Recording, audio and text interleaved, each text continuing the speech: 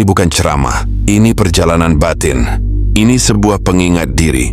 Teruntuk jiwa yang sedang hancur berantakan, tapi dipeluk pelan-pelan oleh Yang Maha Lembut. Ini bukan kebetulan ketika lo mendengarkan ini. Ini sebuah tanda untuk jiwa yang terpilih oleh alam semesta. Agar jangan lagi lo merasa putus asa. Karena semua akan baik-baik saja. Hanya pikiranmu terlalu tajam menusuk perasaanmu. Hingga terluka terlalu dalam. Sehingga di hati dan pikiran lo muncul sebuah pertanyaan. Tanya Allah, sayang, tapi kenapa hidup malah makin berat? Pertanyaan ini pernah muncul. Bukan sekali dua kali, tapi berkali-kali. Datang saat lelah sudah terlalu dalam.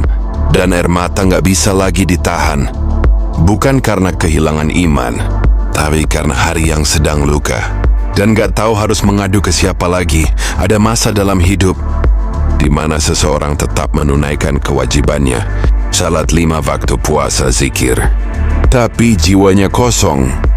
Ada masa di mana seseorang menahan maksiat, berusaha jujur dalam bekerja, tidak mengambil hak orang lain, tidak membuka aib siapapun. Tapi hidup justru makin dihantam. Bayar utang makin sulit.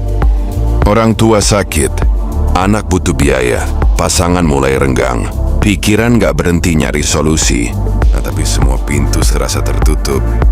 Dan dalam sunyi malam, di antara suara kipas angin dan detak jantung sendiri, keluar pertanyaan lirih. Apa aku ini gak layak dicintai Allah? Tapi pelan-pelan waktu mengajari satu hal, bahwa Allah tidak mencintai manusia dengan cara yang selalu manis. Terkadang, bentuk cintanya adalah gelap yang membuat manusia melihat cahaya. Bersama kesulitan ada kemudahan. Dijelaskan dalam surat Al-Insyirah. Ayat ini turun bukan untuk menenangkan yang sedang enak hidupnya, tapi untuk membangunkan yang nyaris putus asa. Dan uniknya, Allah tidak bilang setelah kesulitan akan ada kemudahan, tapi bersama. Itu artinya, saat sedang sakit, sedang sulit, sedang hancur, ada sesuatu yang sedang ikut tumbuh bersama derita itu. Tapi seperti akar di dalam tanah, seringkali yang tumbuh tidak langsung terlihat. Bayangkan sebuah pohon yang daunnya digugurkan satu persatu. Orang akan mengira ia sedang sekarat, padahal ia sedang menyiapkan diri untuk musim berikutnya. Akar di bawah tanah sedang menjalar, menguatkan fondasi. Atau bayangkan langit yang sebelum terang benderang harus menumpahkan hujan deras, bahkan petir menyambar. Tapi justru dari badai itu, bumi jadi tumbuh, daun jadi hijau, dan sungai kembali penuh. Mungkin kehidupan juga begitu. Bukan sedang dihukum, tapi sedang diproses. Bukan ditinggalkan, tetapi sedang dipeluk dalam bentuk yang tak bisa dijelaskan. Ada seorang manusia, biasa saja, tidak dikenal banyak orang, tidak memiliki harta, jabatan atau status tinggi, kesiap cepat yang kerja, membawa nasi dalam plastik, bukan kotak, sepatu sudah robek sedikit di ujung, tapi tetap menunduk sopan saat berpapasan.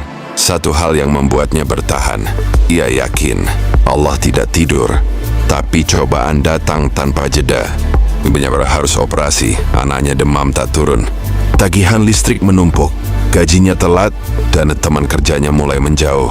Malam itu, ia duduk sendirian di depan rumah kontrakan, mengusap wajah dengan kedua tangan. Dan untuk pertama kalinya sejak lama, ia menangis, tapi bukan karena lemah. Justru karena terlalu kuat menahan semuanya sendiri. Dan dari situ, ia mulai melihat bahwa tangis bukan tanda kalah, tapi sinyal bahwa ia masih hidup, masih malah beriman, masih malah percaya. Walau samar, iman bukan tentang selalu yakin tanpa ragu, tapi tentang tetap berdiri, meskipun hati belum mengerti apa yang sedang terjadi. Seseorang pernah berkata, kalau doa belum dikabulkan, mungkin bukan karena Allah tidak mau, tapi karena Allah ingin lebih sering mendengar suaramu. Dan bisa jadi, satu-satunya alasan seseorang belum diberi jalan keluar, bukan karena tak pantas, tapi karena terlalu dicintai. Dicintai dengan cara yang menyakitkan sekarang, tapi menyelamatkan selamanya. Jadi jika saat ini sedang berada di fase hidup yang gelap, demi mana semua seperti hilau, jangan buru-buru menyimpulkan bahwa sedang dibenci Tuhan. Karena bisa jadi, ini adalah proses agar bisa melihat dunia dengan mata yang baru, dengan hati yang lebih dalam, dengan jiwa yang lebih pekat memaknai hidup. Dan siapa tahu, nanti saat semua luka ini mulai sembuh, akan ada satu titik di mana bisa berkata, ternyata Allah nggak pernah ninggalin. Ternyata Allah tahu persis kapan harus nolong. Kalau pada hari ini masih diberi nafas, dan hati masih bisa merasa, berarti Allah belum selesai bekerja dalam hidup ini. Dia pernah jatuh, pernah gelap, pernah hancur, dan pelan-pelan mulai bangkit. Tuliskan satu kalimat penyemangat di komentar. Bukan untuk terlihat bijak, tapi untuk menyalakan lilin kecil bagi mereka yang masih di tengah malam. Karena kadang, satu kalimat dari hati bisa jadi penyelamat bagi hati lain yang hampir mati.